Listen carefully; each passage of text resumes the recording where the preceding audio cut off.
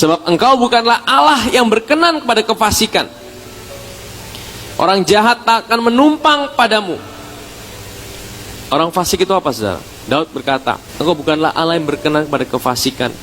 Orang fasik itu bukan sekedar orang yang berdosa perbuatannya. Saudara, setiap kita masih berdosa. Setiap kita masih gagal. Bahkan Daud sendiri masih gagal, saudara. Saudara tahu dosa-dosanya Daud? Dia buat pembunuhan berencana.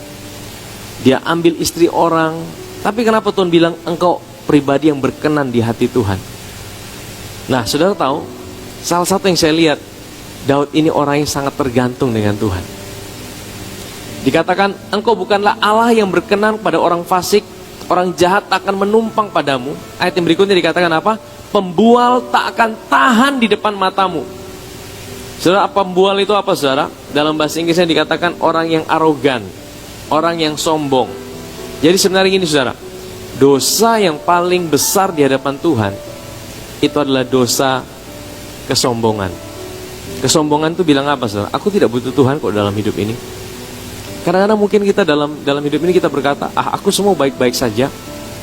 Aku semua bisa lakukan dengan kekuatanku sendiri. Aku punya keluarga yang baik. Aku punya kehidupan yang baik. Aku punya segala sesuatu baik. Aku punya jabatan yang baik. Hidupku sepertinya aman-aman saja. Aku tidak perlu Tuhan kok.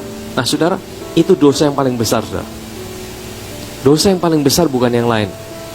Dosa yang paling besar itu terjadi di Taman Eden. Ketika manusia merasa bahwa dia bisa atur hidupnya sendiri berdasarkan kekuatannya sendiri. Karena apa? Ketika manusia merasa bahwa dia bisa atur diri sendiri tanpa Tuhan, pada saat itulah sebenarnya dia sedang kehilangan Tuhan dalam hidupnya. Dan kalau dia kehilangan Tuhan dalam hidupnya, dia akan binasa untuk selama-lamanya. Kejahatan terbesar bukan pembunuhan. Kalau pembunuhan, kejahatan terbesar, Daud itu berarti udah dibuang sama Tuhan. Karena dia melakukan pembunuhan berencana. Tapi saudara ingat, Saul, dosanya kelihatan kecil. Saul itu apa? Dia cuma tidak sabar. Dia tidak sabar tunggu Samuel. Artinya apa? Dia bilang gini, aku tidak perlu Samuel kok. Aku bisa sendiri. Nah, dosa yang itu Tuhan benci, saudara. Dosa kesombongan. Hati-hati, saudara. Kadang-kadang dalam hidup ini kita bisa sombong. Ya, Tuhan, saya bisa kok semua.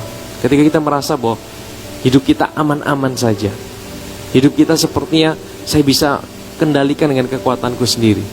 Pada saat itu sebenarnya kita sedang jatuh, saudara.